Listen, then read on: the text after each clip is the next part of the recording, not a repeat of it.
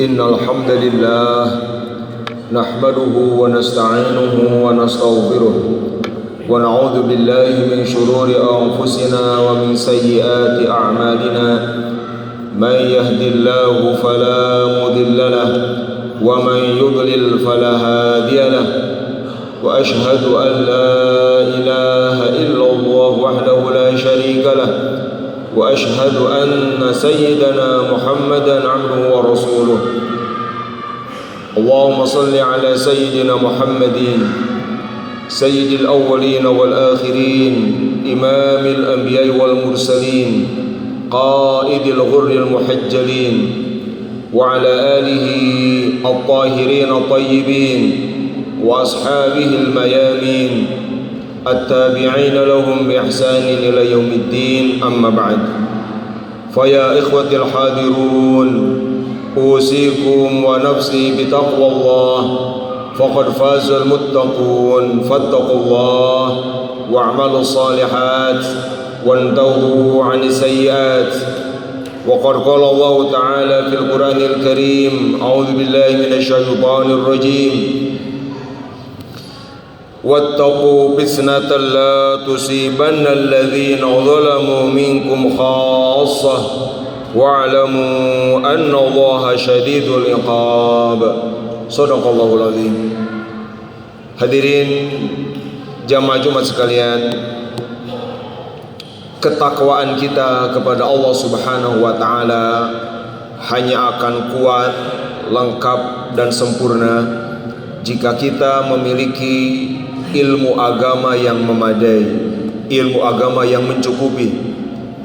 Sebab ketakwaan hanya mungkin tumbuh menguat jika kita tahu apa saja yang Allah perintahkan, ma'murat, dari mulai perintah-perintah yang hukumnya wajib dilakukan sampai kepada perintah-perintah yang sekadar sunat untuk dilakukan, bahkan perintah-perintah yang hanya sekadar anjuran boleh untuk dilakukan. Ketakwaan kita kepada Allah hanya akan menguat kalau kita tahu ilmu agama tentang apa saja yang Allah larang dari kita, dari mulai larangan-larangan yang hukumnya haram, larangan-larangan yang hukumnya kemudian makruh, bahkan larangan-larangan yang sekadar khilaful aula. Hadirin jamaah sekalian, oleh karena itu maka selalu menjadi bagian penting khutbah Jumat adalah mengajak kepada semua jamaah untuk selalu talabul ilmi, selalu tafaqquh fiddin, selalu menghadiri majlis-majlis ilmu, selalu datang secara langsung ke tempat-tempat kajian agama, kepada guru-guru yang amanah, terpercaya, tidak sekadar berdiam diri di rumah mengandalkan kajian-kajian live streaming online tanpa melangkahkan kaki ke majlis-majlis ilmu di sekitaran kita. Hadirin jamaah sekalian, jika sebuah kewajiban yang disepakati oleh para ulama ditinggalkan, tarkul wajib, jika sebuah larangan yang disepakati oleh ulama haram hukumnya dilakukan oleh seorang individu, beberapa gelintir orang di masyarakat, maka itu namanya kemunkaran. Kewajiban yang disepakati wajibnya ditinggalkan, keharaman yang disepakati haramnya oleh seluruh ulama malah dilakukan, itu adalah kemunkaran.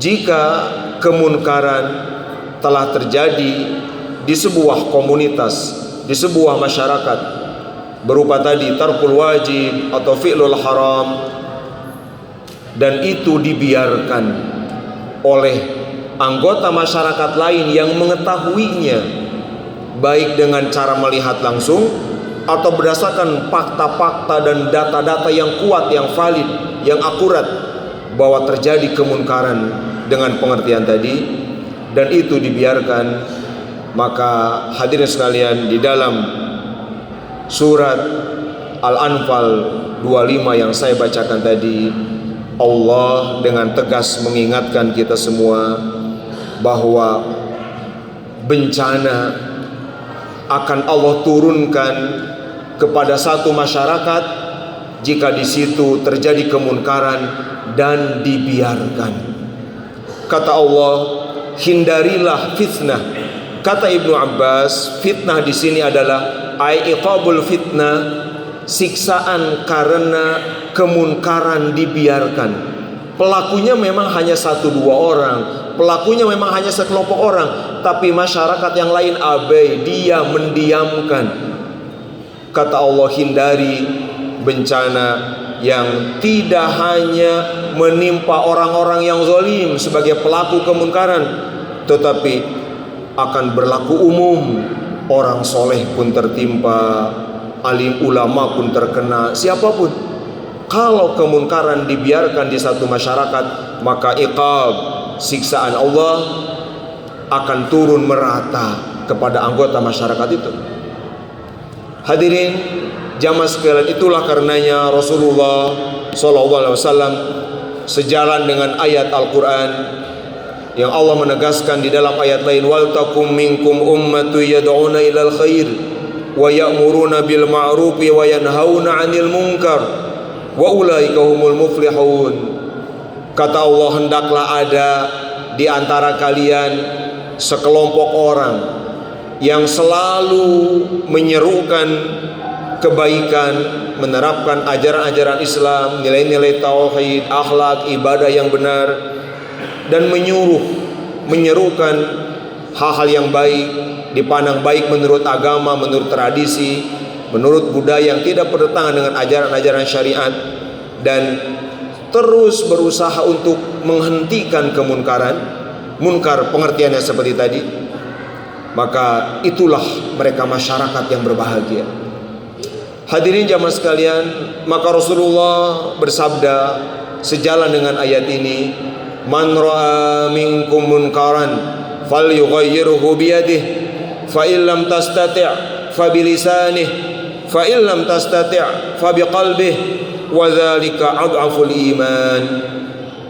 Kata Rasulullah SAW, barang siapa dari kalian yang melihat langsung, bukan mencari-cari, bukan memata-matai, bukan hasil sweeping, bukan hasil nyadap, tapi memang terlihat apa adanya, karena pelaku kemunkaran melakukannya secara terbuka. Atau dia tidak melihat tapi tahu berdasarkan informasi yang akurat, yang tepat, data-data yang valid, yang sangat tidak bisa dibantah. Nah, siapapun yang melihat kemunkaran, maka Rasulullah saking pentingnya menghentikan kemunkaran, saking Rasulnya sayang kepada kita, karena Rasul tadi paling tahu tentang ayat Al-Quran bahwa kalau kemunkaran didiamkan akan jadi bencana bagi semua, sampai Rasul tidak memberi celah untuk membiarkan kemunkaran. Pilihan pertama dari Rasulullah SAW, ubah dengan tangan, hentikan dengan tangan. Menghentikan dengan tangan hukumnya fardu kifayah. Jika kemunkaran itu diketahui oleh sekelompok orang, beberapa orang tahu, lalu kemudian dari sekian orang yang berani menghentikan dengan tangan, itu hanya 1-2 cukup.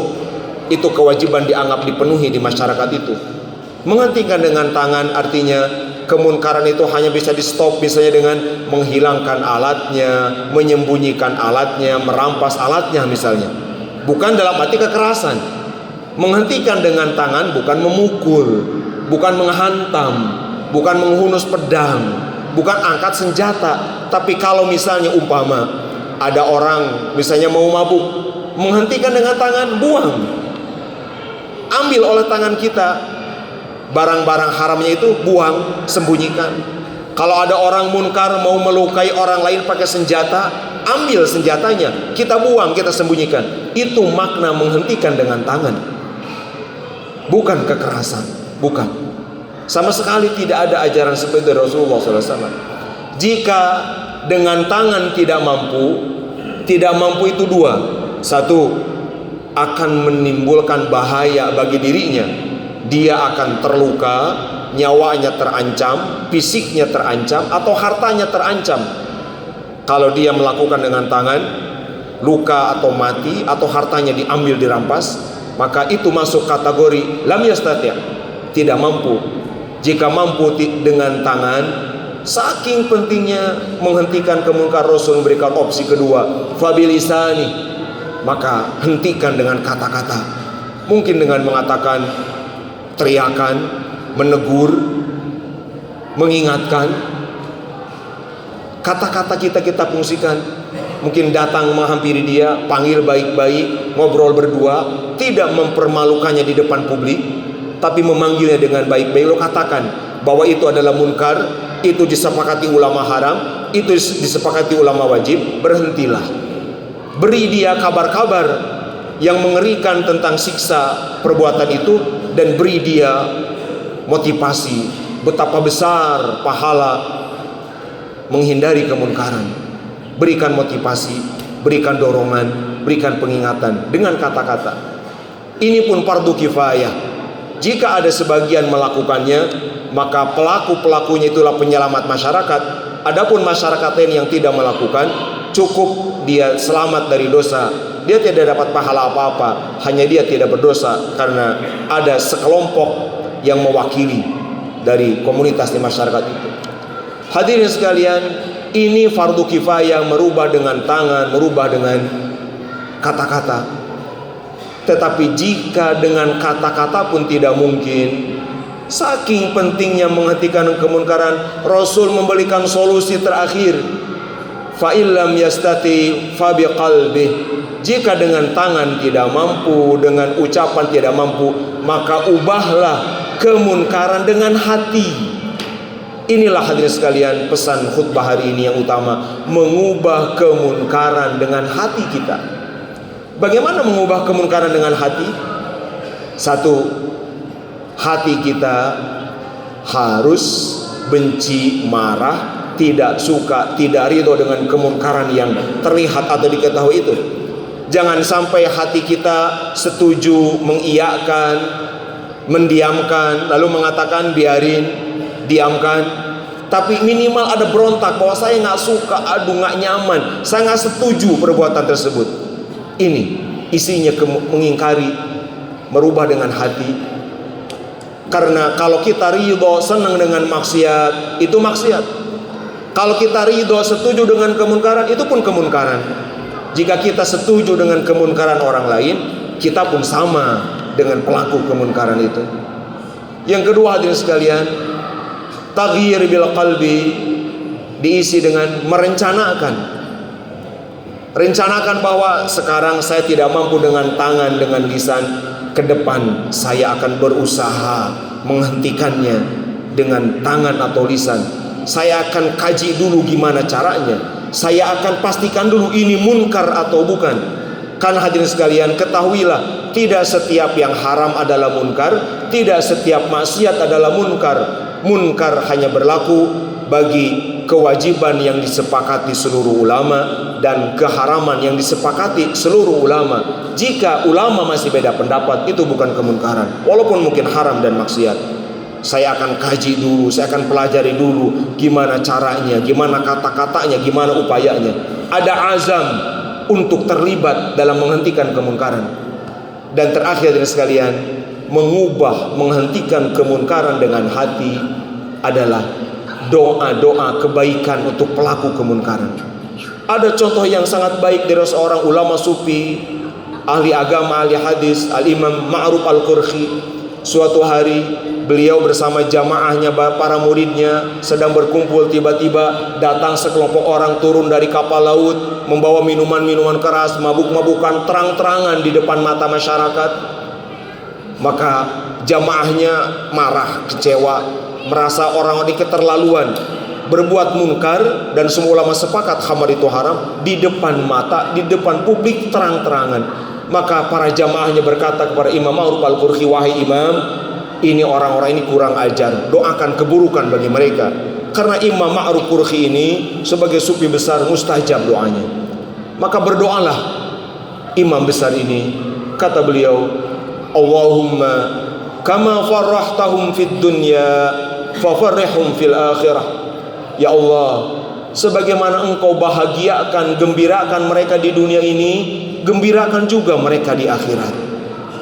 Sontak para jamaahnya kaget, protes, wahai imam, kami minta anda mendoakan keburukan, ini anda malah mendoakan kebaikan, kata jamaahnya. Malah mendoakan supaya orang-orang yang mabuk-mabukan ini mendapatkan kegembiraan di akhirat. Apa kata Imam Ma'ruf Al-Qurhi? Kata beliau, iya, mereka tidak mungkin bahagia di akhirat kecuali dengan bertobat.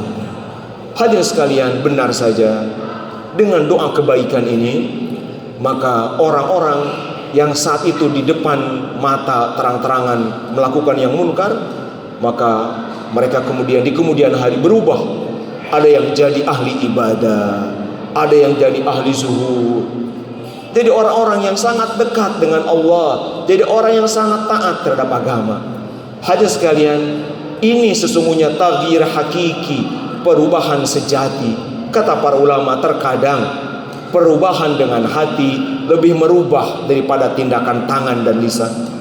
Oleh karena itu hadirin sekalian, maka jika ada kemunkaran di lingkungan terdekat kita, di rumah kita, di RT kita, di RW kita, di komplek kita yang kita cintai ini, ada kemunkaran, maka jangan diam, ubah dengan tangan, ubah dengan lisan. Jika tidak mampu, doakan kebaikan. Doakan kebaikan-kebaikan bagi mereka yang kita anggap maksiat. Doakan kebaikan-kebaikan bagi mereka yang kita anggap munkar. Doakan kebaikan-kebaikan yang selama ini kita benci karena kemunkarannya. Doakan kebaikan-kebaikan orang-orang yang selama ini kita benci karena kemunkarannya. Doakan kebaikan-kebaikan.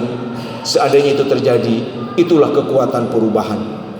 Hadirin sekalian, jika telah begitu, maka kita masih dianggap punya iman oleh Rasulullah, walaupun itu iman paling lemah. Jika begitu pun tidak melakukan, tidak sanggup, padahal tidak ada sulitnya untuk bekerja di hati kita, maka Rasul berarti menilai tidak ada keimanan sama sekali, imannya rusak. Hadirin sekalian, berdasarkan penjelasan-penjelasan yang saya kutip dari para ulama ini, maka sangat salah jika ada orang mengatakan misalnya karena kemunkarannya, ini urusan saya pribadi, Anda nggak usah repot-repot melarang saya, Anda tidak usah repot-repot menegur saya, yang dosa-dosa saya, yang disiksa juga nanti saya. Jika seandainya ada pelaku kemunkaran begitu, katakan kepadanya dengan tegas, hei fulan, jangan salah, kalau Anda berbuat kemunkaran di tempat kami, di kampung kami, di komplek kami, dan Anda kami biarkan, urusannya bukan Anda pribadi. Kalau dosa bolehlah mungkin Anda yang berdosa, tapi kalau kami membiarkan kemunkaran yang Anda lakukan, itu sama dengan kami mengundang bencana azab untuk kampung kita, untuk komplek kita. Jadi kami melarang Anda berbuat munkar, justru bagian kami sayang kepada Anda. Kami tidak ingin Anda mendapat keburukan agama, keburukan akhirat. Sebagaimana kami tidak ingin berdosa, sebagaimana kami takut dengan azab Allah, kami pun takut Anda berdosa dan mendapat azab Allah. Kami tidak senang kalau Anda merugi, kami senang kalau Anda beruntung dunia akhirat dengan melakukan kemungkaran. Hadirin sekalian, pola pikir semacam ini kalau kita kembangkan dan kita terapkan, insya Allah inilah cara terbaik kita menjaga kedamaian, kenyamanan, keamanan di tempat kita masing-masing. Qala ta'ala, wal takum minkum ummatu yaduna ilal khair wa ya'muruna bil ma'ruf wa yanhauna 'anil munkar wa ulaika humul muflihun. Barakallahu li wa lakum bima fihi minal ayati wa dzikril hakim wa taqabbala minni wa minkum tilawatahu innahu huwas samiul alim.